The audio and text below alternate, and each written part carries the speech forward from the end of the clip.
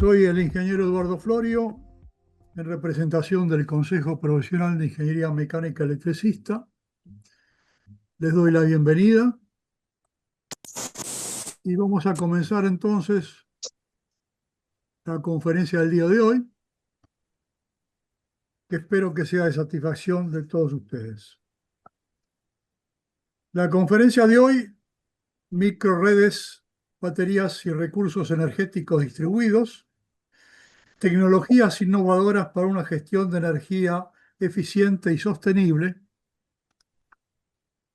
Es una conferencia que será dada por el ingeniero electricista de la UTN, Facultad Regional Buenos Aires, Horacio Fortunato, que además es posgrado en Dirección de Proyectos de Energías Renovables de la Universidad de San Andrés. Es secretario actual de la Comisión de Innovación Tecnológica del COPIME. El ingeniero tiene extensa experiencia en asesoramiento y consultoría en ingeniería de la energía eléctrica. Conjuntamente con el ingeniero Horacio Fortunato, como conferencista también va a participar el ingeniero mecánico de la UTN, Facultad Regional General Pacheco, Leandro Planas, que tiene un posgrado en pericias judiciales de la Universidad de La Matanza, es miembro titular de la Comisión de Innovación Tecnológica del COPIME, y el ingeniero Leandro Planas tiene extensa experiencia en la industria automotriz y la industria petrolera. Nos acompaña también en esta oportunidad el ingeniero Marcelo Boom, que es el presidente de la Comisión de Innovación Tecnológica del COPIME. Conjuntamente con nuestros colegas del COPIME, están también participantes de CABA, de Gran Buenos Aires y de provincias como Córdoba, San Juan, Río Negro y Formosa, a los cuales a todos les damos la bienvenida. Va a comenzar entonces la conferencia que hemos mencionado y la forma que vamos a llevar a cabo es la siguiente. Los ingenieros van a desarrollar la conferencia que tienen prevista y al final vamos a entonces dar lugar a las preguntas que ustedes crean conveniente realizar. Si durante la charla quieren preguntar algo, les sugiero que lo hagan mediante el chat, pero les pido por favor que mantengan su micrófono cerrado y que cualquier pregunta la vayan escribiendo para que al final de la exposición podamos entonces responder las mismas. Por lo tanto, a partir de ese momento, les pido a los conferencistas, perdón, hay micrófonos abiertos, les pido por favor que no olviden cerrar el micrófono. Les decía, les pido a los conferencistas que por favor apaguen su micrófono para no interferir en la exposición de los conferencistas. Por favor, entonces, ingeniero Fortunato, puede comenzar la exposición. Bueno, muchas gracias Eduardo por la introducción. Ante todo agradecer al COPIME por la oportunidad de hacer esta conferencia, esta presentación. Agradecer también a la comisión, al ingeniero Boone y bueno, por supuesto a todos los asistentes a esta charla. La idea de la charla, entrando un poquito en la agenda, es recorrer básicamente los temas tecnológicos que estamos viendo que están influyendo fuertemente en el mercado eléctrico, como pueden ser, como mencionamos así, microredes, almacenamiento de energía y la parte de recursos energéticos distribuidos como alternativas a lo que habitualmente estamos viendo en nuestra matriz energética de hace mucho tiempo. Vamos a recorrer esos temas, vamos a charlar un poco de todo eso y hacia el final veremos algunos casos de aplicación en Argentina, discutiremos algunos casos hasta finalizar en las conclusiones de esta charla. Así que bueno, ya entrando en tema, una cosa que habitualmente comentamos cada vez que hablamos de de este tipo de cosas es el escenario, el nuevo escenario que se presenta. Obviamente que de más está decir que el cambio climático es un motor fundamental en todas estas cosas y las cuestiones que implica ese cambio climático en términos de sociedad y de ambiente. Así que tomando como base eso, lo que encontramos como disparadores para esta charla tiene que ver con lo que estamos viendo allí en el slide, ¿no? En principio, el tema de la transición energética, que obviamente ya está instalado, y sobre el cual vale preguntarse si está avanzando a la velocidad necesaria, ¿no? En primer lugar. Y el otro punto es si es consistente a nivel regional y global, si se está desarrollando de la misma manera en todos lados. Bueno, sabemos que esto no es así, que hay distintas cuestiones que influyen en todo esto. De todas formas, el escenario está planteado y la evolución está planteada. Así que lo que nos encontramos más allá de eso tiene que ver con los otros dos ejes que estamos marcando allí. La demanda de energía y los temas obviamente políticos, tanto locales como globales. En cuanto a demanda de energía, nos encontramos principalmente con nuevos patrones de consumo, nuevos consumidores, particularmente con todo lo que está pasando a nivel de procesamiento, ¿no? Nos encontramos ahora con que de repente un centro de datos puede tener como planteo de consumo niveles de gigavatios de energía en la actualidad, cosas que hasta hace no mucho tiempo eran impensadas. Esos nuevos patrones de consumo, planteados básicamente en lo que es infraestructura digital, nos desafían desde el punto de vista de la red eléctrica. De la misma manera lo hace la infraestructura de carga de automóviles eléctricos, por ejemplo. Ya vamos a trabajar un poco más esos temas. Y por el otro lado, como decíamos, el tema político local y global, que está ligado principalmente a cadenas de suministro, temas de recursos naturales, minerales, tierras raras, todas estas cuestiones que estamos hablando cada vez más seguido en nuestro día a día y polemizando un poco sobre todo esto, y cómo funciona eso en su interacción en el escenario internacional y de cada país. Así que ese es el escenario planteado, el contexto sobre el cual nos paramos para empezar este trabajo. Y desde ese punto de vista decimos, en este contexto, ¿qué se espera de la energía eléctrica? Que es el tema nuestro, digamos, lo que nos da de comer día a día. Y lo que se espera es, en principio, alta disponibilidad y confiabilidad, ¿no? Tenemos que tener una red o un suministro que esté disponible todo el tiempo, que sea confiable, que nunca nos deje sin energía.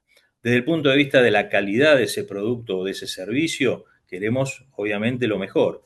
La más alta calidad en términos de tensión, frecuencia, contenido armónico, digamos, la senoidal más limpia y permanente, ¿no? Con una calidad de servicio sin interrupciones. Respecto del origen de la energía, el origen renovable está como casi mandatorio, ya es como que estamos permanentemente demandando que el origen de la energía sea de fuentes renovables y de bajo impacto ambiental.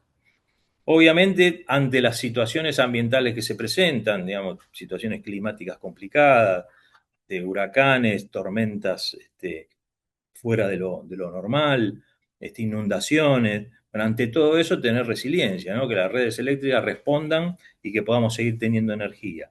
Y que tengamos autonomía respecto de que si pasa eso en algún lugar, el lugar en el que nosotros nos estamos alimentando siga teniendo energía. Y todo esto, como debería, no puede ser de otra manera, a un costo más que accesible. Así que suena un poco complejo como escenario general, pero es el que se está demandando y en ese sentido se trabaja en todos lados y en todo el mundo. Así que bueno, en este escenario, así como está planteado, identificamos algunas iniciativas principales que son las que están motorizando buena parte de todo este cambio tecnológico que proponemos analizar. Y para entrar ya en tema, la primera de ellas tiene que ver con los paneles fotovoltaicos. La energía fotovoltaica es una de las que aparecen rápidamente como muy accesible. Dentro de las tecnologías renovables es de lo más fácil de implementar. Sencillamente poniendo un panel solar al sol, obtenemos rápidamente energía y la podemos utilizar con un equipamiento de conversión bastante sencillo. Y justamente es uno de los motores de toda esta evolución, porque ha cambiado radicalmente en sus niveles de potencia por metro cuadrado, digamos, por un panel solar que hace 10 años estaba en el orden de los 300 vatios, en lo que es un panel normal, que está en el orden de los 2 metros cuadrados, ¿no? Es una estructura de más o menos un poquito más de 1 metro de ancho por un poquito más de 2 metros de alto. Y en ese espacio obteníamos a lo mejor 300 vatios cuando hay plena radiación. Hoy por hoy, en 2025, estamos comercializando paneles solares de 715 o 720 watt pico. Y ya esperamos una generación para los próximos meses que llegue a los 730 o 750. Evidentemente la evolución es muy importante en términos de precios.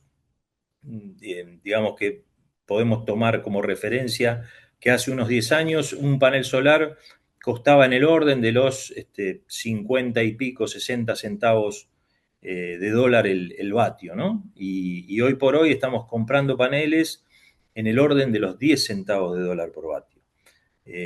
Obviamente que esto es solamente el panel, no es un precio de instalación, pero sirve para graficar y para ejemplificar de qué manera la evolución de la tecnología viabilizó una parte de esta cuestión de obtener energía de la luz solar y de alguna manera reemplazar energía que de otra manera tendríamos que comprar a la red. Así que indudablemente es uno de los motores de todo esto.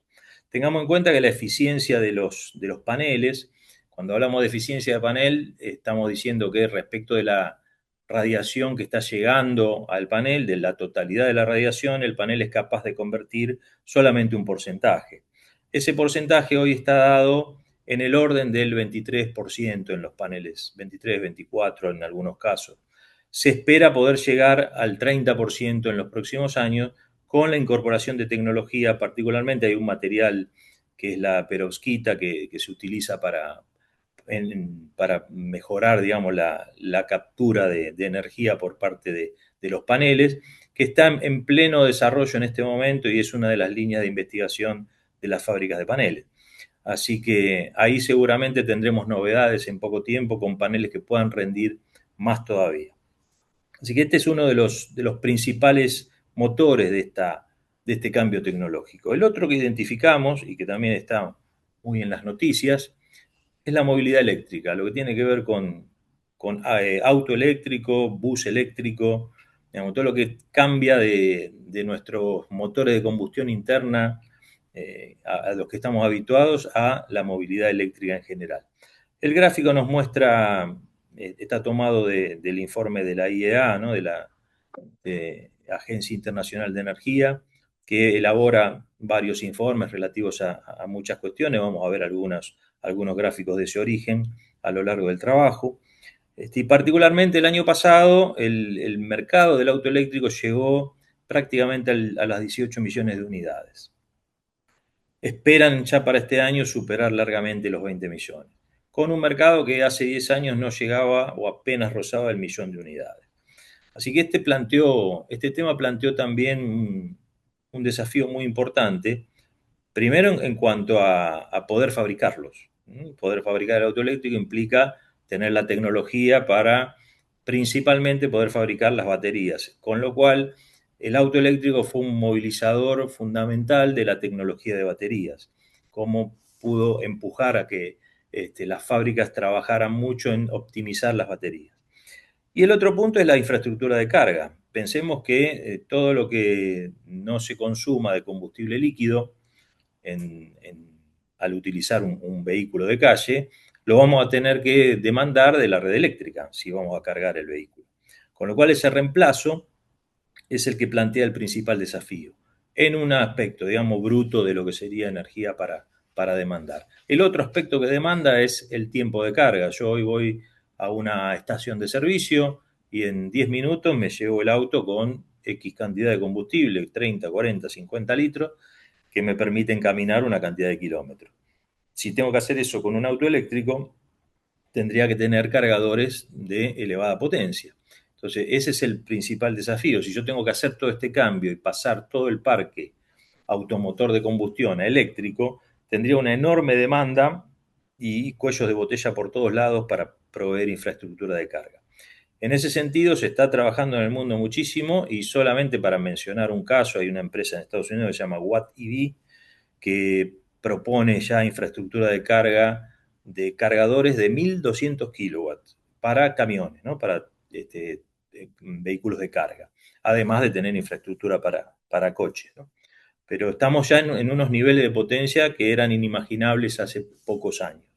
Y esta gente lo hace y lo hace con una propuesta de infraestructura a la vera de la ruta, alimentada en buena parte también con energía renovable, ponen sus paneles solares en esos predios como para demandar energía desde allí, pero de todas maneras sigue siendo esto un desafío importante para la red, ¿no? En términos de que si tengo que poner una cantidad relativamente importante de cargadores, aunque no sean de estos supercargadores, digamos, cargadores de 30 o 40 kilowatts, si tengo que demandar para varios vehículos, ya tendría un problema serio de cuello de botella en la distribución. Así que ese es el otro desafío que plantea también la movilidad eléctrica, ¿no? No solamente la parte de baterías, sino su correlato en cómo cargarlas. Justamente el otro impulsor es la evolución que tenemos hoy en baterías. Lo que vemos allí son algunos gráficos que nos representan, en principio el gráfico de la izquierda, el de las columnas verdes, es la variación de precio, expresado en dólares por kilowatt hora. Pensemos que hace aproximadamente 10 años la batería estaba costando en el orden de los 200 y pico de dólares. Y hoy estamos comercializando baterías por debajo de los 80 dólares el kilovatio hora. Con lo cual la influencia de esto en un proyecto ha cambiado muchísimo y ha permitido el acceso a la batería como un jugador más dentro de la red eléctrica. Algo que cuando a los que tenemos más de 50 nos enseñaban en la facultad, uno de los preceptos primordiales era que la energía no se podía almacenar, había que generarla en el instante en que alguien la demandaba. Bueno, el punto era que no es que no se podía almacenar, se conocía la tecnología, pero llegar a los niveles de potencia que permitían trabajar esta tecnología en una red eléctrica era muy complicado. Con lo cual ahora tenemos el acceso a poder hacer eso. Vamos a ver algunos ejemplos también un poco más adelante de cómo realmente se está haciendo. Aquí vemos también el grafiquito de Ragone, el de la derecha. Ragone es un científico que estuvo trabajando allá por la década del 60 justamente en analizar baterías para vehículos y desarrolló un gráfico que relaciona potencia específica de las baterías por celda respecto de energía específica de las baterías por celda. Y ahí vemos que hacia la derecha, hacia el lado que los números crecen, claramente la tecnología de litio en todas sus variantes es más ventajosa que la tecnología de plomo ácido que vemos prácticamente cerca del eje a la izquierda. Con lo cual, el hecho de haber desarrollado el litio como uno de los minerales que utilizamos para las baterías es realmente el que nos ha permitido dar el salto. En el cuadrito que está arriba de las barras verdes vemos, solo para comparar brevemente, respecto de la tecnología de plomo ácido, ya sea en vaso abierto o en fibra de vidrio, como sea que utilicemos la tecnología, respecto de lo que es la batería de litio más utilizada hoy en potencia, que es la química de litio hierro fosfato. Veamos en términos de cantidad de ciclos, para un 80% de profundidad de descarga, como está planteado allí, batería de litio nos puede brindar 3, 4, hasta 6.000 ciclos, inclusive hoy ya hay tecnologías que proponen más cantidad de ciclos a lo largo de la vida útil de la batería, con densidades del orden de los 160 Wh por kilogramo y eficiencia de ciclos superiores al 95%. Una batería de plomo ácido no llega a esos valores, si bien sigue siendo una de las baterías más usadas. De hecho, paradójicamente, en este gráfico y en la vida real conviven las dos tecnologías sin ningún problema, siendo la de plomo ácido la más antigua que conocemos, ¿no? Se comercializan baterías desde 1860 o algo así, baterías de plomo ácido, y hoy conviven todavía con la batería de litio hierro fosfato que comercialmente vio la luz hacia finales de la década del 90, ¿no? En el 2000, por ahí, se empezó a comercializar. Con, digamos, toda una cantidad de inconvenientes que tienen que ver, vamos a ver un poquito más adelante, con su concepción. Así que hasta aquí tenemos paneles fotovoltaicos, auto eléctrico, almacenamiento de energía. Y lo que hace también viable todo esto es la electrónica. Hoy la digitalización ha permitido tener procesamiento realmente de alta velocidad y precisión para controlar la energía. Los clásicos puentes de conversión que seguimos utilizando para todas las aplicaciones de electrónica han ganado en precisión justamente con los sistemas de control, con transistores de potencia muy efectivos y muy precisos en cuanto a su actuación. Entonces, toda esta cuestión de la conversión de energía realmente ha permitido elevar mucho el nivel y poder tener un procesamiento de muy alta velocidad. Esto es fundamental porque el fenómeno eléctrico, como sabemos, es un fenómeno que se produce en el orden de los milisegundos. Un ciclo de corriente alterna a 50 Hz son 20 milisegundos y en un ciclo pueden pasar, todos los que son electricistas ahí del otro lado lo sabrán, un montón de cosas. Entonces, poder analizar qué es lo que pasa en un ciclo de corriente alterna implica poder tener una velocidad muy superior de muestreo de esa onda. Y eso se ha logrado a través de la electrónica de potencia y de los microprocesadores. Entonces, tenemos hoy realmente un control de conversión realmente muy, muy efectivo. Todo lo que tiene que ver con digitalización e integración ha avanzado muchísimo. Entonces, en cuanto a intercambiar información entre sistemas, tenemos hoy también una gran ventaja. Ni que hablar de todo lo que viene aparejado a los sistemas en la nube, plataformas de contenido, procesamiento por inteligencia artificial, que ayudan a realizar con mucha velocidad y también con muy buena precisión un montón de tareas que hace tiempo había que hacer quizá de otra manera. Ahí particularmente hago un parate también en lo que es el BMS, los sistemas de gestión de baterías. El litio en particular es un mineral que es complicado en su gestión, digamos, en la fabricación de las baterías. Tiene mala fama, dicen que se prende fuego muy, muy fácil, es muy ávido de combinaciones, así que si queda en contacto con el oxígeno o si tiene, digamos, algún calentamiento debido a circulación de corriente, puede producir algún problema serio. Con lo cual, a la batería de litio le viene como un aditamento inseparable un sistema de gestión de batería. Y estos sistemas lo que hacen justamente es controlar celda a celda en la medida de lo posible, por eso el abaratamiento de todo esto y la industrialización ha permitido realmente estar muy cerca de cada uno de esos elementos y poder controlar la corriente, la tensión y la temperatura que hay en cada uno de ellos y eventualmente ante situaciones peligrosas poder desconectar esas celdas que están trabajando mal y poder justamente hacer una operación más segura. Así que todo este paquete de electrónica de alguna manera es el que permitió que estemos donde hoy estamos, ¿no? Con todas estas ventajas. Así que avanzando un poco entonces, entremos ya directamente a lo que es microredes, que es uno de los temas que queríamos comentar a partir de esta situación, y empecemos por la definición. ¿Qué es una microred?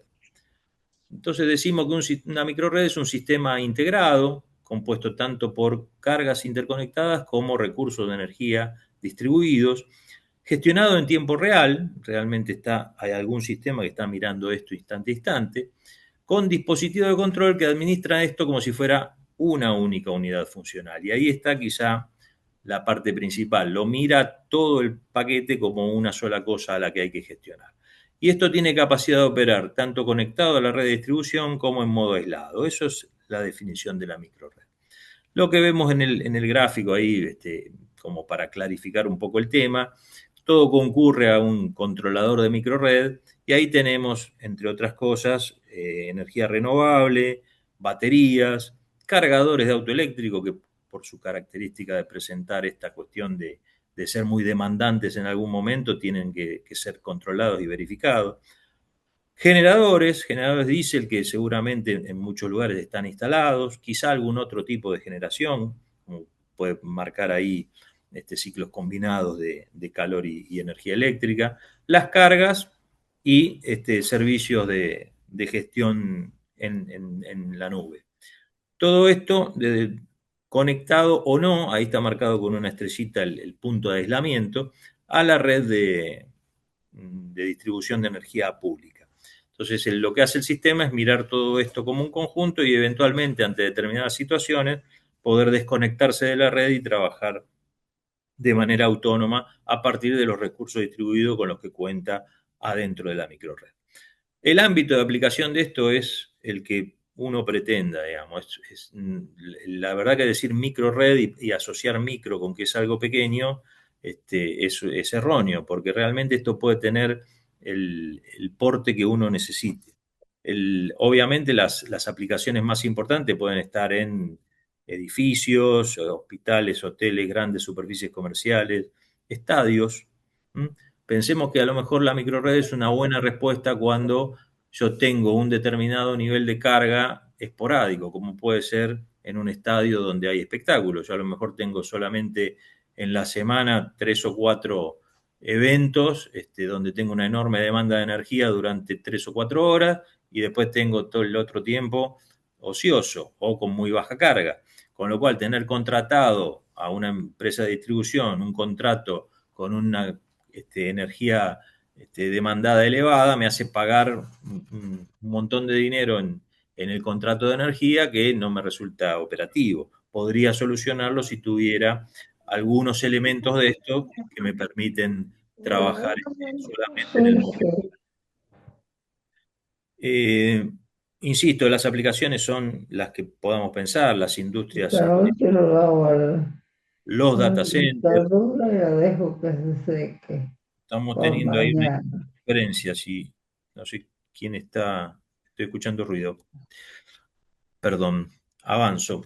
Decía, explotaciones de industrias electrointensivas o centros de datos, petróleo, gas, minería, ya sea conectados o desconectados de la red. Y también puedo aplicar el mismo concepto dentro de un ambiente de distribución o una cooperativa eléctrica o una región o un municipio. Obviamente regiones fuera de la red también entran en esta cuestión. En cuanto a cómo se configura una microred, muy brevemente, porque esto obviamente es un traje a medida, cuando se diseña no, hay que ver realmente todas las consideraciones, vamos a ver un poquito más adelante, pero la topología de la red es uno de esos temas. Aquí vemos en un ejemplo sencillo lo que sería nuestro tablero de microred, en donde están todos los interruptores de los distintos elementos y recursos que concurren en la microred. Ahí tenemos un fotovoltaico a través de su inversor conectado a nuestra barra. Está un sistema BESS, una batería con su inversor también conectada a la barra, un grupo electrógeno, están las cargas y en el medio de eso nuestra red pública que también acomete a la misma barra de microred. Nosotros a este tipo de diseño lo llamamos acoplado en corriente alterna, es muy versátil, nos permite jugar un poco con todos los recursos en las distintas situaciones y todo esto está controlado por el controlador de microred. Particularmente lo que el controlador va a mirar es, en principio, para relevar la situación, todos los medidores. Todos los medidores en cada una de las ramas estarán reportando al controlador y con eso estará viendo cuál es la situación en cada instante. Maneja obviamente los interruptores de las cargas o del generador y particularmente el interruptor de aislamiento, ¿no? Que es el que va a tener que abrirse o cerrarse en función de que quiera estar yo aislado o no de la red. Estas operaciones están basadas en buena medida en que los sistemas BESS son muy rápidos para reaccionar. Entonces, el hecho de que yo tenga una arquitectura de este tipo y esté alimentando normalmente y el BESS conectado mirando qué es lo que pasa en esa barra, y ante una situación de la red que se corta o se sale de los parámetros operativos normales, bueno, ahí va a actuar el interruptor de aislamiento, va a dejar la barra aislada y el sistema BESS rápidamente va a poner red en esa barra y va a iniciar la inyección de energía para mantener las cargas funcionando. Esto ha avanzado mucho también, como les decía. Hoy por hoy es habitual que esa operación se realice en menos de medio segundo, en el orden de los 200 o 300 milisegundos en total. Inclusive hay aplicaciones en las cuales existe el modo ininterrumpido, o sea que el sistema puede estar mirando permanentemente la barra y ante determinadas variaciones mande a desconectar y se conecte en el término de menos de 10 milisegundos. Obviamente que esto depende un poco también del tipo de falla y de cómo se desarrolle toda esta cuestión, pero va avanzando cada vez más.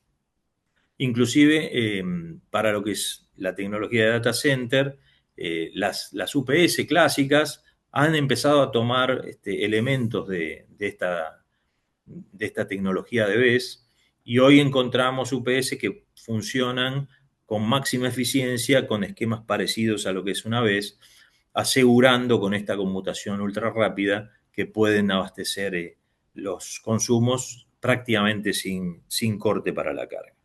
Así que en ese sentido lo que decía de la electrónica es lo que ha ayudado principalmente a que estas operaciones se puedan hacer. Así que bueno, esto sería el concepto de cómo opera una microred. Obviamente en esta cuestión, como les decía, es un traje a medida, hay que ver cuál es la instalación, qué es lo que realmente tengo en juego, cómo estoy alimentado, si estoy en media tensión, en alta o en baja y qué es lo que tengo que intermediar allí. Todavía los sistemas BESS operan en baja tensión, si bien hay algunas investigaciones, alguna línea de investigación para mejorar eso, pero cuando tengo que entregar potencia a una red, hoy por hoy todavía tengo que estar a través de transformadores, con lo cual tengo que ver el tema de pérdidas allí también que aparecen. No es todo tan automático, pero realmente se puede configurar la microred de la manera que sea necesario y en general con esta tecnología y con esta idea de acoplar en corriente alterna es bastante versátil y se puede trabajar bien. Bien, pasando entonces de ese esquemita básico al diseño real de un sistema, ¿qué es lo que tenemos que tener en cuenta? Primer punto, definir claramente el objetivo del sistema. ¿A qué estoy apuntando con este tema de la microred? Quiero reducir costos asociados al suministro, quiero bajar la factura, digamos, ese es uno de los puntos. Necesito respaldo total o parcial de la instalación. Estoy en un lugar donde no tengo red y estoy totalmente off-grid y quiero implementar una microred. Tengo motores diésel y los quiero reemplazar. La calidad de la energía en el punto de conexión no es buena y quiero mejorarla y mejorar la calidad y la disponibilidad. Hay un interés también en el tema de huella de carbono, el hecho de que yo tenga un sistema que no quema combustible para gestionar parte de la energía, asociado a lo mejor con un sistema fotovoltaico, hace que mi huella de carbono se reduzca, con lo cual ahí puede haber también un interés. Así que teniendo en cuenta todo esto y las consideraciones de diseño que tengo que mirar, punto número 1, el análisis de la curva de demanda. ¿Cómo consumo mi energía? ¿Para qué la uso? ¿En qué momento del día? Así que el análisis de la curva de demanda es punto número 1. Otro punto importante, la calidad de servicio de la compañía distribuidora. Si estoy conectado, ¿qué me da la distribuidora? ¿Trabaja bien? ¿Tiene realmente calidad de producto o tengo muchos problemas?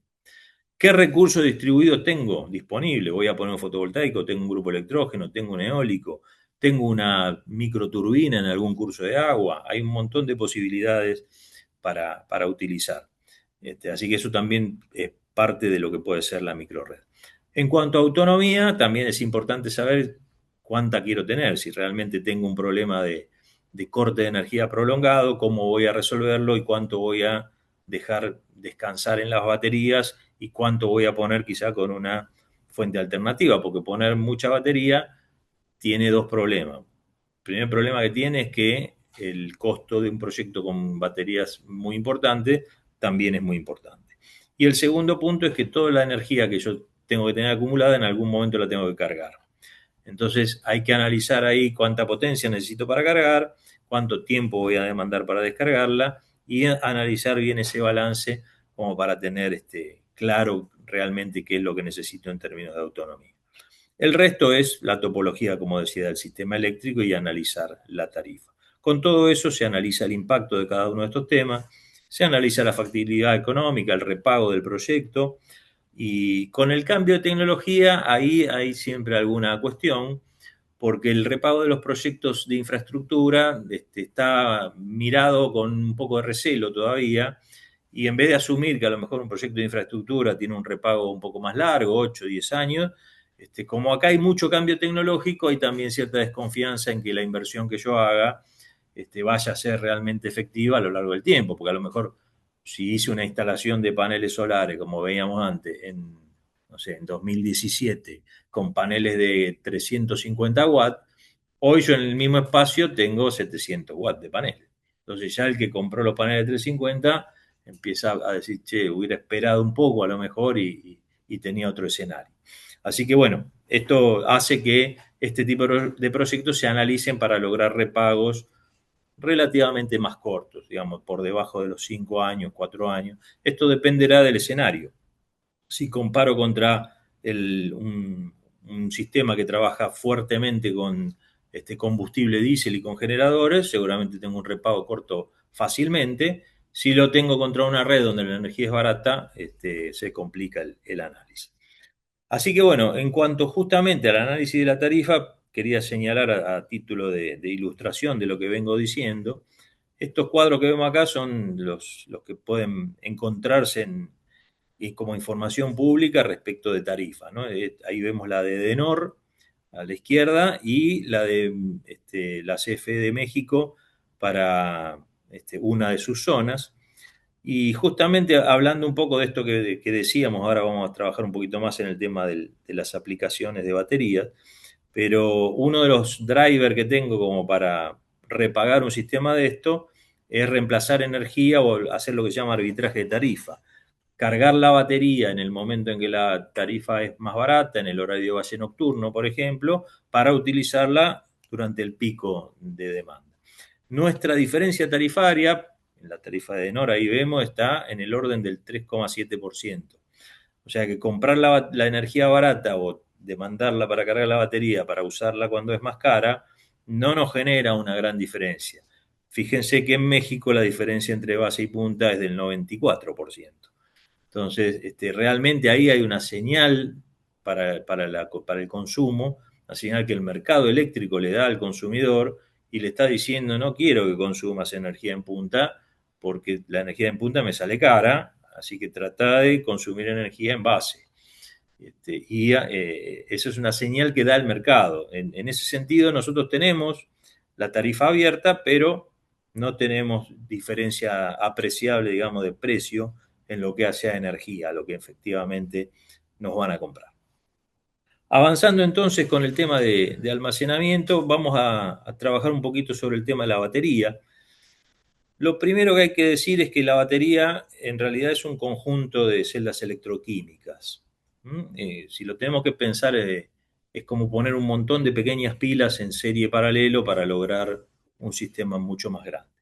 Entonces, esta característica de que son un conjunto de celdas electroquímicas eh, hace que sus características dependan mucho de cómo se comporta ese conjunto. En cuanto a la cuestión más primaria, la característica de generación de energía depende en una celda electroquímica, cualquiera sea, depende de los materiales y de cómo está construida. Así que los niveles de tensión y de corriente que puedo demandar de una celda elemental principalmente están regidos por cómo la construí, con qué materiales, cuál es la combinación esa de electrodos, ánodo, cátodo, electrolito y cómo está jugando eso y cómo está construido para ver cuánto realmente puedo obtener de esa celda electroquímica. Conclusión de esto es que los tiempos de carga, los regímenes de carga y descarga y las condiciones de operación hay que revisarlo bien a la hora de pensar en este tipo de aplicaciones. Porque en definitiva lograr una batería hoy por hoy, por ejemplo, por citar solamente un ejemplo, en un contenedor de 20 pies, de 6 metros, contenedor como los marítimos, en ese tamaño podemos alojar al día de hoy 5 megavatios hora de batería. 5.000 kilowatt hora disponible de batería en la química de litio hierro fosfato. Eso es posible porque estoy apilando una cantidad de unidades electroquímicas, celditas, configuradas de tal manera que las puedo conectar para lograr tensiones del orden de más de los 1000 volts en corriente continua, ¿no? Estamos hablando a lo mejor de 1300, 1400 volts en bornes en un sistema de este tipo.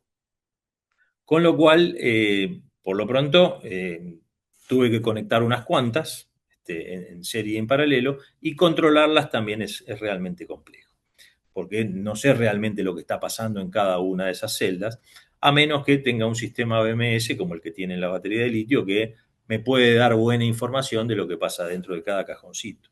Y ahí es donde entra toda esta otra cuestión. ¿Cuáles son los parámetros relevantes que tengo de una batería? El primero de ellos es el estado de carga, ¿no? El que se van a encontrar ahí en la literatura como SOC.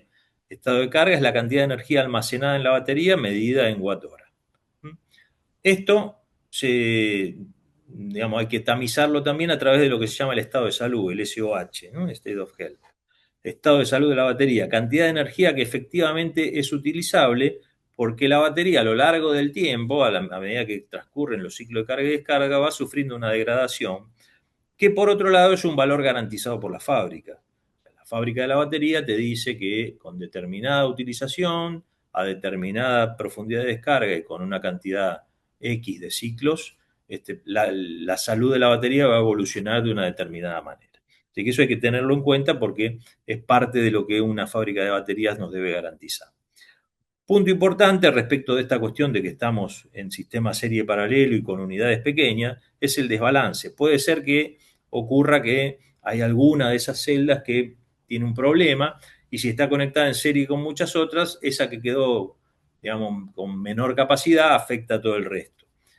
Un amigo siempre me decía que no hay ejército más rápido que el más lento de sus soldados. Bueno, en este caso no hay batería más efectiva que la celda más débil de toda la cadena. Así que eso también hay que tenerlo en cuenta y puede afectar dentro de un paquete grande, el desbalance puede afectar la energía disponible que tenga. La profundidad de descarga es otro punto. En las baterías de litio es importante destacar que la batería se puede realmente descargar prácticamente al 100%, y volver a cargarla con el mismo dispositivo que tengo, digamos, sin tener mayor inconveniente. Algo que con las baterías de plomo era un tema particularmente delicado, porque si me pasaba de determinados niveles de descarga, a lo mejor el mismo cargador que tenía o el mismo dispositivo de sostener corriente o tensión de flote que tenía para el dispositivo no me permitía recargarla y tenía que hacer algún otro tipo de operación. En el caso del litio no ocurre esto, la batería se puede realmente descargar. Los ciclos, bueno, son las operaciones de carga y descarga completa, también lo garantiza la fábrica.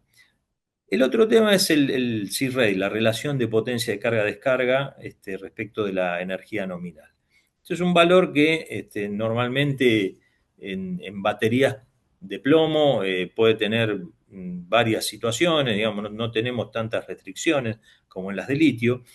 Las baterías de litio realmente tienen una limitación respecto a esto, por lo menos las que se utilizan comercialmente en la química de litio hidrofosfato. Se están desarrollando celdas con mayores capacidades, pero normalmente nos encontramos con que los valores de esta relación de potencia a energía están en el orden de 0,5 a 1, en algunos casos pueden llegar a 2, pero no más que eso. Esto significa que, por decirlo de manera rápida, la batería yo la puedo descargar a su corriente nominal en 1 hora o en 2 horas si el valor es 0,5C, en 1 hora si es 1C o en media hora si es en 2C.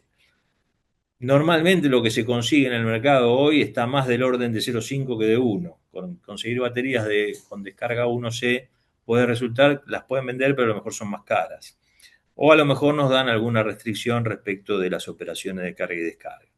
Así que hay que tener cuidado porque la batería de litio no es como la batería de plomo que yo la estoy utilizando para demandarle un montón de energía en un periodo muy corto. Con la batería de litio eso tiene sus limitaciones, hay que ver qué es lo que necesito realmente y en base a eso dimensionar todo el resto.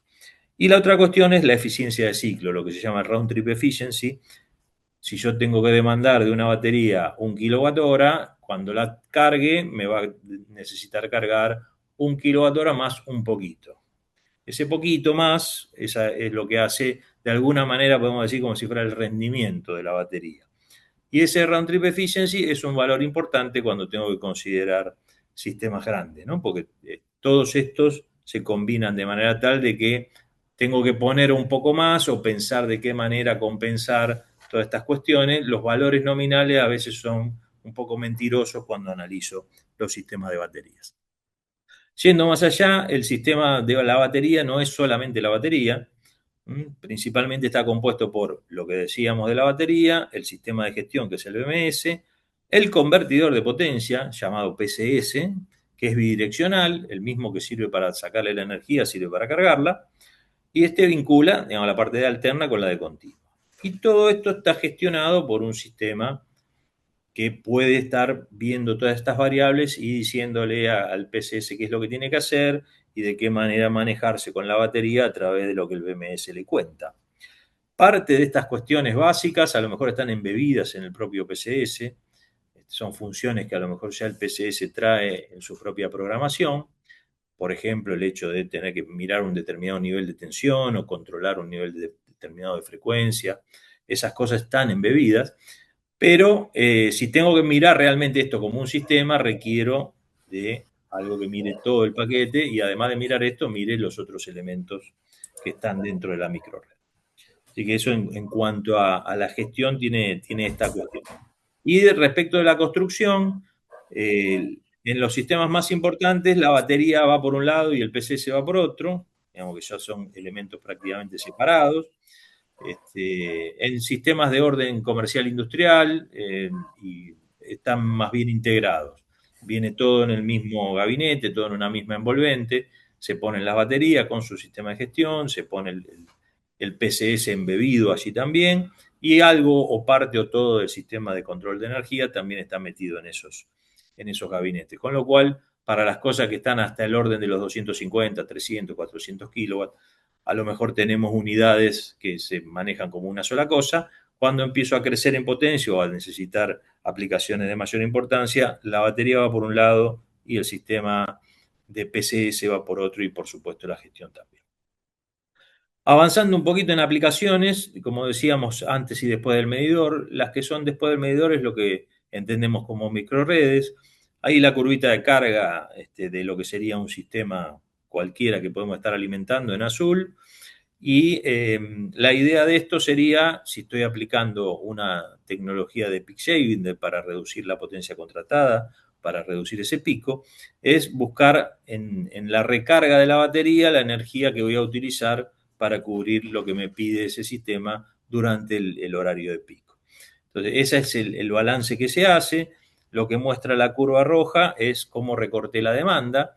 Si tengo el adecuado balance para poder hacer eso, yo utilizo la energía que está coloreada en gris para cargar la batería, la utilizo esa desde la batería en el momento de pico, de manera tal de no demandar de la red más energía que el límite de la curva roja, y cuando esto vuelve a bajar, vuelvo a recargar la batería.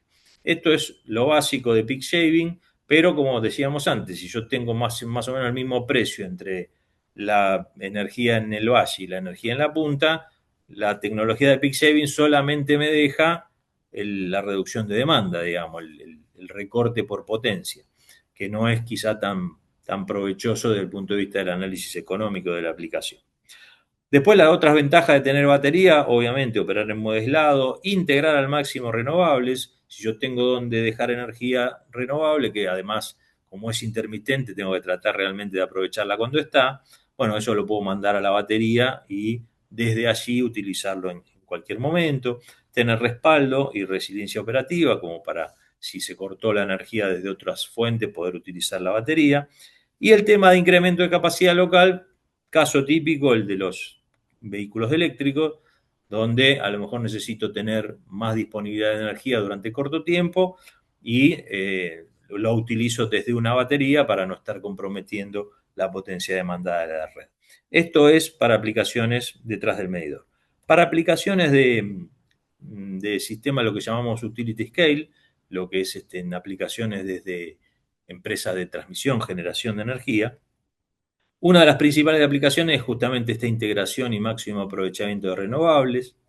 Sustituir reserva rotante. Aquí el tema de las aplicaciones de renovables tuvo su capítulo negro con el problema de España, ¿no? Hace poquito tiempo el blackout de España mostró, digamos, cierta debilidad, cierta endeblez de los sistemas cuando dependen mucho de energía renovable, justamente porque toda esta cuestión de la electrónica operando sobre la red tiene límites bastante apretados.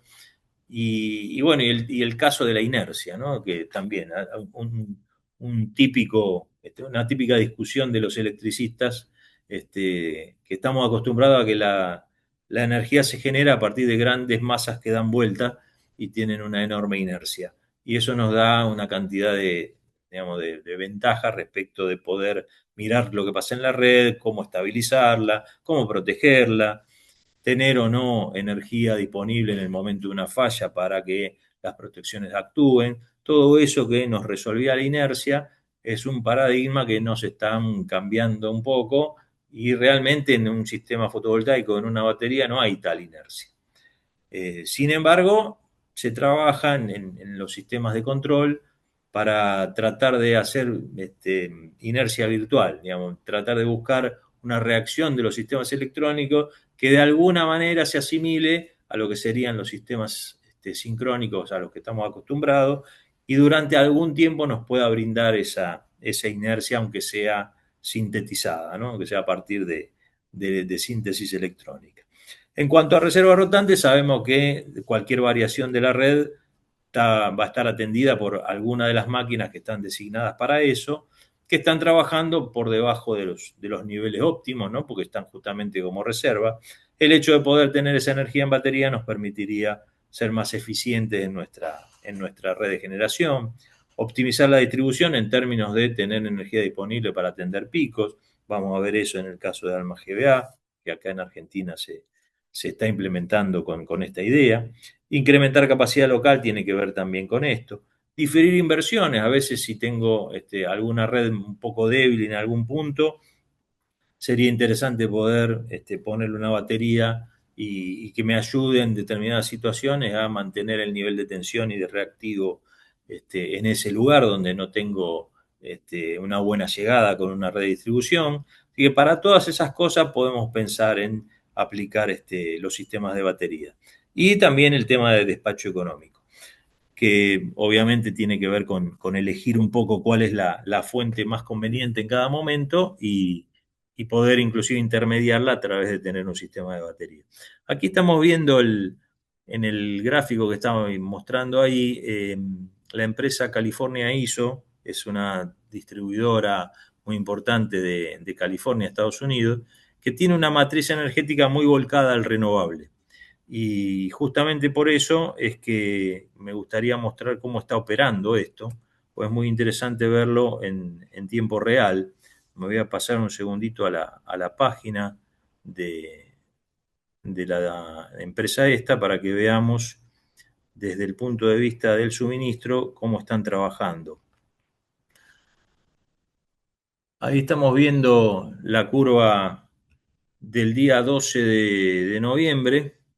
Y si nos ponemos a analizar un poquito lo que se ve allí, son varias fuentes que están operando desde el punto de vista de la generación, con distintos niveles cada una de ellas, pero se destaca en el medio la que está en color verde.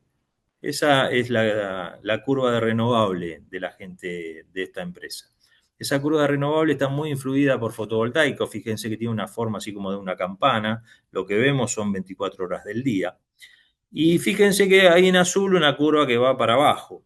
Esa curva es de baterías, justamente. En el momento en que tiene mayor disponibilidad de energía renovable, lo que hace la empresa de California es cargar sus baterías. Y carga sus baterías durante todo el periodo en que tiene mayor radiación, digamos, mayor disponibilidad del fotovoltaico. Y cuando ya llega hacia las 4 o 5 de la tarde, empieza a utilizar esa energía demandando de las baterías lo que requiere. De esta forma optimiza la cuestión. Si le sacamos las otras fuentes, se ve mucho mejor ver solamente el sistemita fotovoltaico y la batería. Ahí lo tienen. Ahí están cómo va operando. En realidad el verde, además de fotovoltaico, tiene algo de eólico y algo de biogás también, por ahí tienen alguna otra fuente. Por eso aún en horas de la noche o muy temprano de la mañana tienen renovable todavía. Pero claramente a partir de las 7 de la mañana empiezan a tener recursos renovables más disponibles y con eso lo utilizan para cargar la batería hasta llegar a los niveles que necesitan y ahí la empiezan a utilizar. Esto, para que se den una idea, tiene el tamaño de aproximadamente nuestro país. Fíjense que ahí está, esto es al momento de hoy, tienen 27.000 megavatios de demanda, de los cuales se están atendiendo 14.900 desde renovables, 800 de híbrido, y de esos tienen 12.900 que son el solar. Así que esto es realmente gran escala de lo que puede ser un sistema en el que estamos administrando renovable con baterías. Así que está ocurriendo en el mundo sin ninguna duda. Bien, volvemos a la presentación. A ver si estamos ahí. Perfecto. Bien, seguimos avanzando entonces y ya pasamos a lo que sería nuestra matriz en Argentina. Ahí estamos viendo el informe de Camesa del año pasado, sobre los datos del año pasado. La oferta total anual fue 146.000 gigavatios hora, prácticamente la mitad atendido por energía térmica, un poquito menos de la mitad de eso por energía hidráulica, 33.000. Renovable se llevó 22.800, nuclear 10.500, el resto fue importación. En cuanto a fuente, el 92% de esa matriz está atendido por gas natural. O sea que nuestra matriz está muy volcada al gas y evidentemente presenta una oportunidad muy importante para meter renovable por donde sea necesario, porque hay mucho espacio para hacerlo y bien. Viendo un poquito más en detalle lo que es la parte renovable, el 70% de nuestro renovable en términos de energía el año pasado fue provisto por el eólico, solamente el 17% por el solar, el resto hidroeléctricas de bajo porte, biomasa y biogás. Y a la derecha tenemos la potencia instalada en usuarios generadores. Esto no está, digamos, registrado por Camesa. Esto viene por otro lado, por el ENRE y la Secretaría de Energía, que vienen monitoreando los usuarios generadores. Ahí Córdoba viene haciendo punta con sus instalaciones principalmente, pero hoy por hoy estamos en niveles del orden de los 60.000 kilovatios instalados, ¿no? Principalmente también en energía fotovoltaica. Así que ahí también todavía hay mucho camino por recorrer. En cuanto a diversificar la matriz, que era el otro tema que queríamos tocar, vemos desde aquí que tenemos realmente oportunidades importantes de hacerlo y bueno, esto está en plena evolución, así que seguramente va a ir ocurriendo. En esos términos, basándonos en un informe que publicó Deloitte, actualización de la hoja de ruta energética del año 2023, plantea principalmente 5 ejes para esta transición. Por lo pronto, cambiar fuentes, ¿sí? Ir a fuentes con una matriz más verde, como solemos decir. Promocionar todo lo que tenga que ver con infraestructura digital, redes inteligentes, como una manera de eficientizar y poder gestionar de mejor manera todo. Fomentar la eficiencia energética, esto es fundamental. Si queremos mejorar en esto, lo primero que tenemos que tratar de hacer es de consumir menos. Si bien se hace difícil con el tema de la transición, si estamos a la vez queriendo cambiar un montón de cosas que hoy atendemos con combustible líquido o gaseoso, pasarlo eléctrico y consumir menos, es medio como contradictorio, pero bueno, hay que trabajar en eso. El rol del hidrógeno aparece también, no solamente en el informe de Deloitte, sino a nivel mundial. Y después hay incentivo a modelos de producción sustentable en donde podamos también asociarnos con otros sistemas de energía. Aquí la parte interesante está en la utilización de todo lo que tiene que ver con residuos o derivados de los procesos de agricultura, forestación, ganadería. Hay un montón de cuestiones donde a partir del residuo o del subproducto podemos obtener energía, trabajar con los residuos sólidos también y emisiones fugitivas. Particularmente con ese tema, Leandro va a estar a partir de ahora comentándoles un poquito algo de lo que tenemos aquí en Argentina. Leandro, por favor, te cedo y adelante.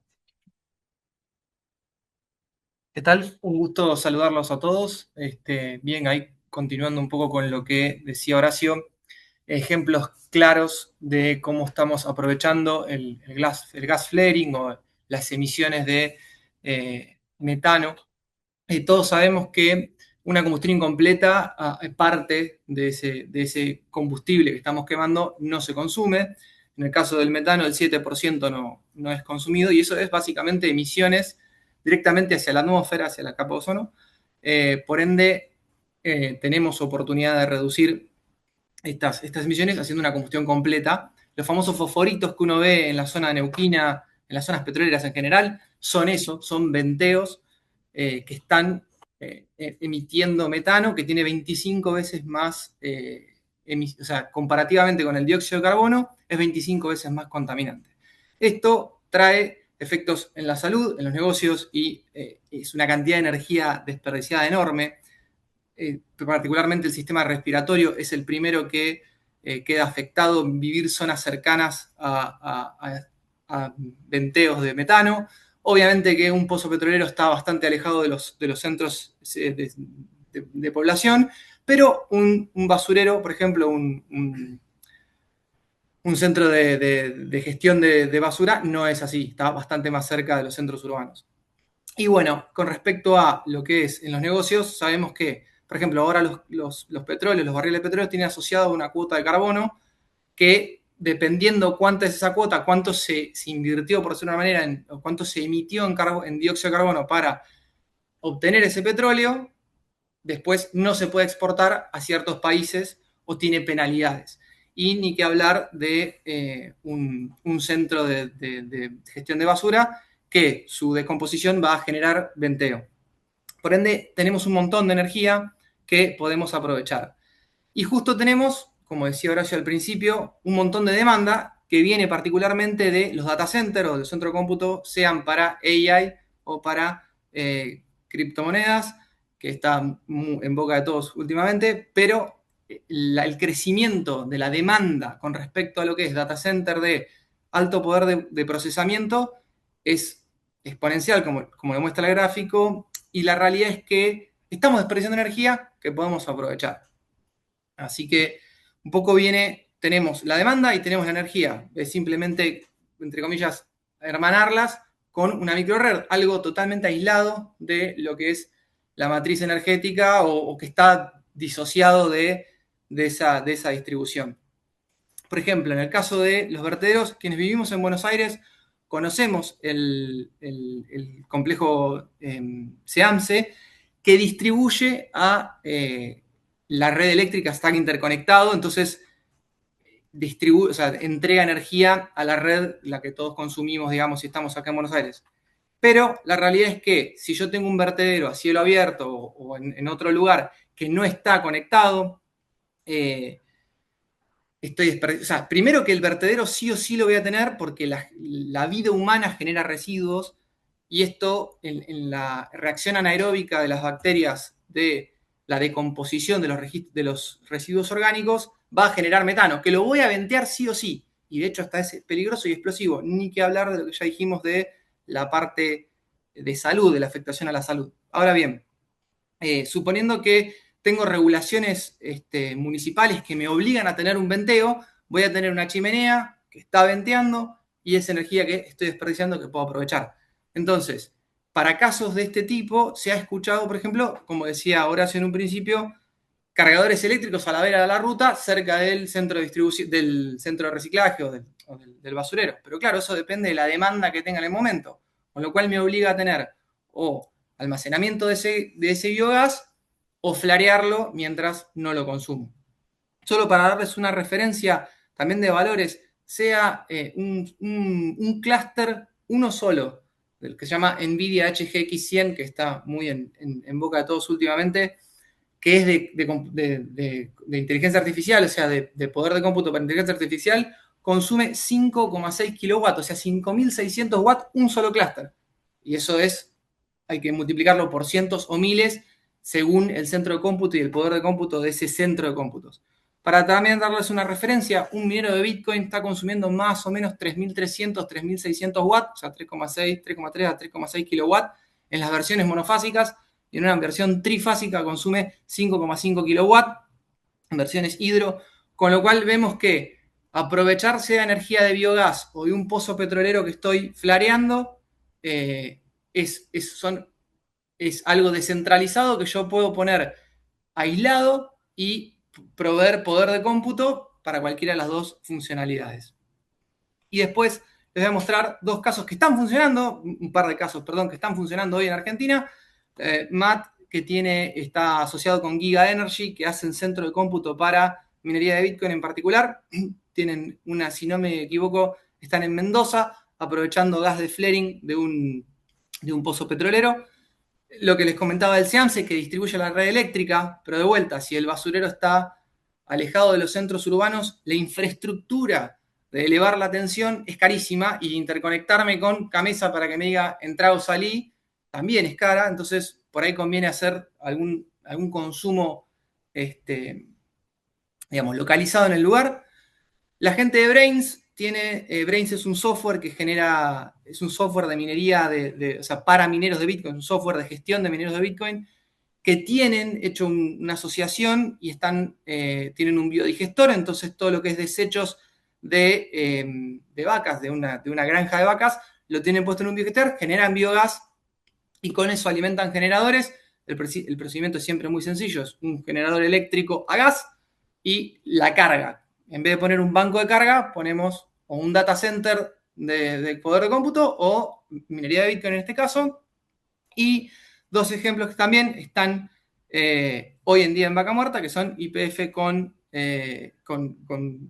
que está consumiendo, digamos, gas de pozos y haciendo minería de Bitcoin, lo mismo que la gente de criptogranjas que cumple la misma función. Están tomando gas de un pozo y generando energía y la aprovechan. ¿Cuál es la carga? En este caso son criptomonedas, pero también se puede derivar que está pasando a poder de cómputo de la nube. Le entrego nuevamente a Horacio, gracias. Bueno, para seguir entonces, respecto de que esto está ya funcionando de una u otra manera en nuestro país, pasamos a un caso de baterías que esperamos ver concretado durante el próximo año. Se trata de Alma GBA, una licitación que se llevó adelante con iniciativa de la Secretaría de Energía a través de Camesa, para incorporar almacenamiento de energía en baterías de litio de gran porte en la red del área metropolitana de Buenos Aires. Se licitó, ganaron o se adjudicaron 12 proyectos. Al principio fueron 10 y después se hizo una segunda ronda, se adjudicaron 2 más. Los 12 proyectos suman en potencia unos 713 megavatios, están distribuidos en 12 lugares. Las empresas que se hicieron adjudicatarias son las que ven allí: Alvar, Central Puerto, Coral Energía, Geneia, MSU, YPF, Rowin y Suler. Digamos, geográficamente hay una parte en el corredor sur, los puntitos azules corresponden a la red de Desur, a la red de subtransmisión de Desur. Están en Central Costanera, Central Dock Sud, y después las subestaciones Chingolo, Brown y Gleu. Y por el lado de los puntitos verdes que responden a la red de Denor, Oro Verde en el oeste, el único punto del oeste que se adjudicó, y el resto es el corredor norte con San Fernando, Machquis, Mateu y Parque y Pilar, que van a tener sistemas de baterías los más grandes son de 150 megavatios de potencia, hay alguno por ahí de 90, después el escalón siguiente está en 50, 55, y los más chiquitos hay alguno de 40, uno de 30 y algunos del orden de los 22, 24 megawatts. En general son sistemas de entre 4 y 5 horas de autonomía, o sea que esa potencia hay que multiplicarla para saber el almacenamiento por 4, como para hacer una primera cuenta aproximada, lo cual da 2,8 gigawatt hora, ¿no? 2.800 kilowatt hora de almacenamiento. Eso teniendo en cuenta lo que les decía antes, que un contenedor hoy de 20 pies que es un contenedor de 6 metros por 2,40, ¿no? Más o menos la planta. Alberga 5 megawatt-hora, bueno, son unas 570 unidades, contenedor más, contenedor menos, que vamos a ver instalados en estos lugares, con un reparto diferente según los niveles de potencia, lógicamente, y que esperamos que estén conectados a la red hacia fin del próximo año.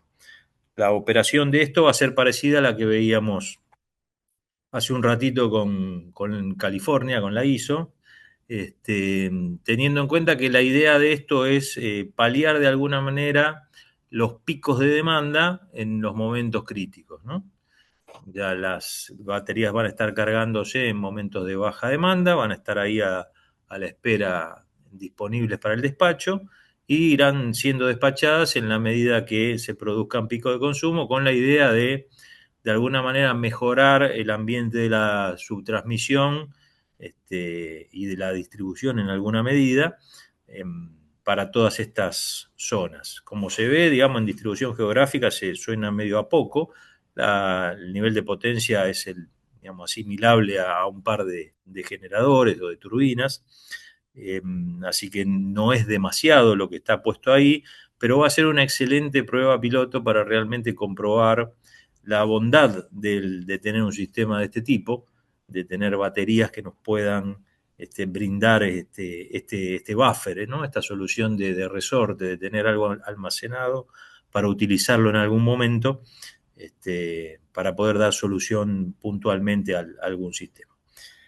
Bien, ya para ir terminando entonces con el contenido de este repaso, este sobrevuelo general, vamos un poquito a las conclusiones y decimos que en un mundo que trabaja para esto, en realidad es todo el mundo el que trabaja para esto, para hacer más eficiente y sostenible el tema de la energía.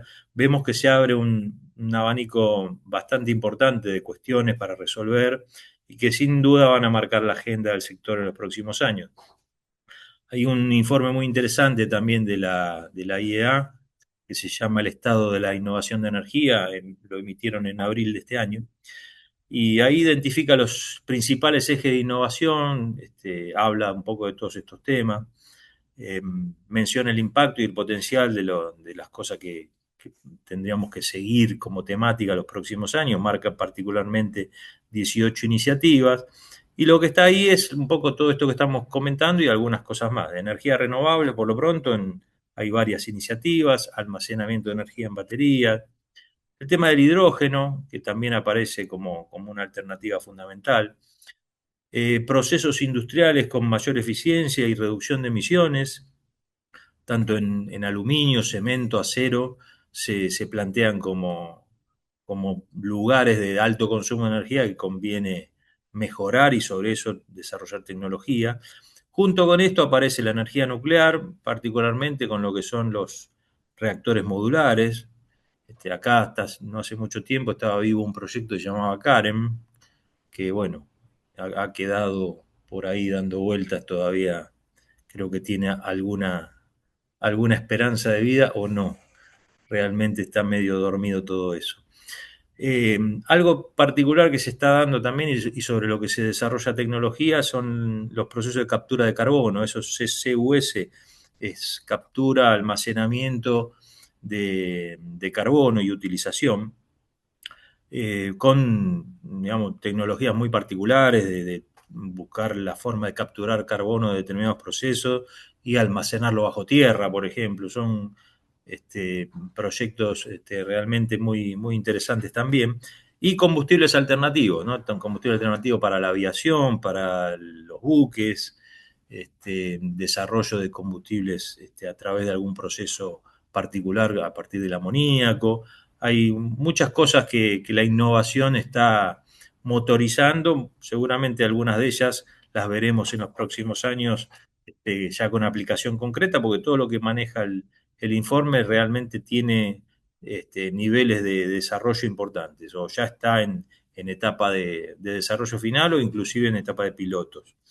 Así que es muy interesante ver toda esta cuestión como que el mundo realmente está trabajando fuertemente en toda esta temática y bueno, y se abre un abanico impresionante de cuestiones, porque justamente todo este conjunto de cosas trabajando al unísono, que mezcla la iniciativa con la invención, con la investigación, con el impulso formal o informal, y esto mezclado también con el mecenazgo de alguna manera, la gente de capitales de riesgo que pone dinero en estas iniciativas, viendo que a lo mejor hay algo ahí para trabajar en algún momento. Todo ese conjunto de cosas es de alguna manera inmanejable, y es como que tiene vida propia. Así que una de las conclusiones justamente es que estos modelos de generación y consumo de energía que ya se han redefinido están aquí para quedarse, es lo que tenemos que enfrentar, tendremos que estar a la altura de estas cuestiones, tendremos que volver a estudiar algunas cosas y incorporar conocimiento y práctica sobre muchas de estas cuestiones. Y por otro lado, tener en cuenta que la tecnología y la innovación se abre paso y que ha llegado para quedarse. Así que bueno, este es un poco todo el contenido de lo que queríamos dar. Quedamos a disposición para consultas, preguntas. Muchas gracias. Bueno, nosotros somos los agradecidos de poder haber participado en esta excelente exposición. Por lo tanto, a partir de este momento, invito a los participantes que quieran hacer una pregunta, que abran su micrófono, que por favor se presenten y consulten lo que quieran consultar. En principio digo que los chats que hasta ahora están llegando, en realidad la mayoría habla de agradecer la exposición, habla de lo excelente que ha sido, y sí habría dos preguntas, de las cuales una pertenece a Marcos Chinen, que tiene que ver con el nombre que adjudica a uno de los emprendimientos, que él lo conoce como Smart Grid, y que después habla de eficiencia energética, una gran clave. No sé si Marcos quiere abrir su micrófono y ampliar la pregunta.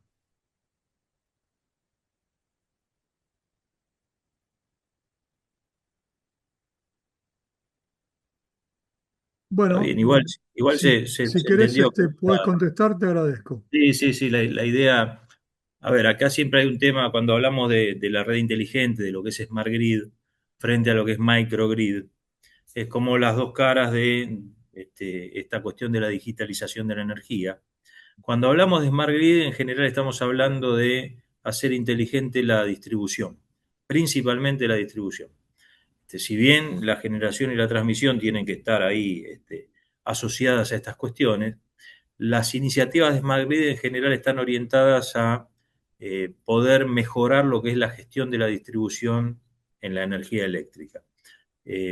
Lo que es microred está orientado particularmente a un sector cerrado con un consumidor o un área específica de una red que tienen un control como unidad. Cuando hablamos de Smart Grid estamos hablando a lo mejor de un concepto más global de distribución en el que entran cosas como, por ejemplo, la medición inteligente, la automatización de la gestión de la red en términos de reconfiguración ante fallas o problemas, ese tipo de cuestiones, la supervisión y tener, digamos, algunas programaciones o rutinas automáticas de cicatrización de falla o de reconfiguración de la red. Digamos, ese tipo de gestiones están englobadas en lo que sería lo que está llamado a ser Smart Grid, ¿no? Que viene a ser como una especie de escala general con un pasito más en donde también entran los sistemas de gestión, donde entra la integridad de la información de la red, referencias geográficas, si le ponemos también por el otro lado gestión específica de lo que es la fuerza de trabajo, gestión de cuadrilla, atención de fallas, eh, administración de todo lo que tiene que ver con el trabajo sobre la red, todo ese paquete que tiene que ver justamente con los sistemas de gestión de la distribución generales, ¿no? A eso es a lo que en general le llamamos Smart Grid. En el caso de microgrid es el concepto puesto más sobre un consumidor más acotado. No por un tema de volumen solamente, ¿no? Sino por un tema de concepto de que está todo encerrado en algún lugar y tiene esta capacidad de estar o no estar conectado a la red de distribución. El Smart Grid es la red de distribución. Perfecto, Horacio, muchas gracias. Vuelvo a insistir con respecto a aquellos que quieran hacer alguna consulta, que abran su micrófono, se presenten y por favor pregunten a los conferencistas lo que crean necesario. Buenas noches, Oscar Milera de Concordia, provincia de Entre Ríos. ¿Qué tal, Oscar? Encantado, Horacio, un gusto. Con respecto al hidrógeno, acá en Entre Ríos en el lado uruguayo, más precisamente en Paysandú, se está por desarrollar un emprendimiento de una generación por hidrógeno. Y hay un temor muy importante desde el lado argentino por las posibles consecuencias ambientales que pueda traer esa planta. En su opinión, ¿qué relevancia tendrá instalar esa planta a nivel humano? ¿Qué puede afectarnos? A ver, es un poco complejo hablar porque no conozco el proyecto, pero en principio lo primero que habría que ver es cuál es el origen del hidrógeno, qué van a utilizar para generarlo. Habrán escuchado hablar del hidrógeno verde, de la idea de obtener hidrógeno a partir de algún proceso, por lo general electrolítico, en el cual la energía que utilizamos proviene de fuentes limpias, de fuentes renovables. Así que ahí hay un primer punto de saber cómo van a obtener el hidrógeno. Y el otro tema, yo creo que tiene que ver más con el almacenamiento. El hidrógeno tiene características, digamos, de poder ser peligroso en términos de explosión o de combustión. Se me ocurre que en principio el principal inconveniente puede ser cuál es la tecnología y la precaución que van a tener para el desarrollo de ese tipo de recursos. Pero bueno, tendrían que conocer un poquito más el proyecto para poder verlo más en detalle. Se relaciona o hacen mención que va a estar muy, muy cercano a las aguas del río Uruguay. Eh, entonces es un proceso de hidrógeno verde, lo llaman así, y aparentemente no tengo detalles precisos tampoco yo, pero se está hablando mucho de ese tema en estos momentos que ya dieron las autorizaciones del comienzo de la construcción de la planta. Uh-huh. Sí, la verdad que no tengo mucho más para comentar, Oscar. Tendría que analizar un poco más el proyecto en todo caso y verlo para ver realmente qué están pensando hacer y cuál podría ser el impacto. Entiendo que la autorización también habrá mediado algún tipo de estudio de impacto ambiental, claramente, ¿no? Bueno, muchas gracias por la participación. Evidentemente nos faltan datos como para profundizar. ¿Alguna persona más quisiera hacer alguna consulta? Eh, si me- Sí, Hola, gracias, Oscar. Sí, habla Héctor Semper. Adelante. hola, ¿me escuchan? Sí, Sí, adelante. Ah, perdón, no, quería agradecer a Horacio por aclarar eso de la consulta. Perdón, es que la aplicación la bajé hoy y no la entiendo ya mucho. está. Recién pude habilitar el micrófono, perdón. Listo, Marco, no hay problema. Dale, no, muchas gracias por la aclaración. Si bien yo había visto, bueno, habíamos charlado creo que el año pasado y habíamos encontrado la ciudad esa que maneja el Smart Grid. Sí, Ya lo habíamos hablado un poco. Así sí, que sí. bueno, gracias por la aclaración No, por favor. y por la exposición, gracias. Gracias. Horacio, yo me permito hacerte una pregunta a ver si es posible tener una referencia. Por Veamos. los datos que has manifestado, aparentemente se va a hacer una inversión bastante importante del orden de 700 millones de dólares, si no me equivoco, ¿no? Ahora, Sí, sí, no sé si es factible establecerlo, pero por lo menos a priori tener una referencia. ¿Hay una idea de cuál sería el retorno de la inversión en años? en principio entiendo que es parte del análisis que hizo cada empresa. Eh, a priori te diría que en este tipo de aplicación, en menos de 10 años no estarías repagando los proyectos. Así que tiene que andar por ahí la cuestión. Dependerá mucho de realmente la utilización que se le pueda dar y cómo evoluciona el proyecto. Insisto con que todavía se está discutiendo mucho en la firma de los contratos cómo se va a remunerar, si bien hay un precio por megavatio ya establecido. Pero bueno, habrá que ver cómo evoluciona todo esto. En principio los números están en ese orden, en repagar la inversión en el orden de los 10 años. Perfecto. Me permito hacer una pregunta ya a nivel profesional que tiene que ver con la posibilidad de actividad laboral. Este tipo de proyectos, que de acuerdo a lo que estamos hablando, significa un esfuerzo importante, serían en general proyectos realizados a nivel estatal o privados.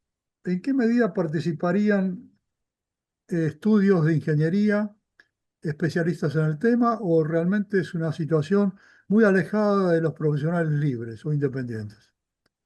No, para nada. Yo diría que realmente es una oportunidad en muchos casos. Siempre le digo a mis alumnos que estudien energía eléctrica porque trabajo no nos va a faltar nunca.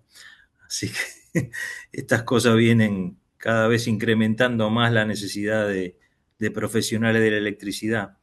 En cuanto al equipamiento en sí, ahí sí tenemos un tema en cuanto a la provisión, que es totalmente importado, eso no tiene mayor participación en la industria local, digamos, en la implantación es bastante sencillo, la obra es relativamente corta y rápida en cuanto a trabajo local.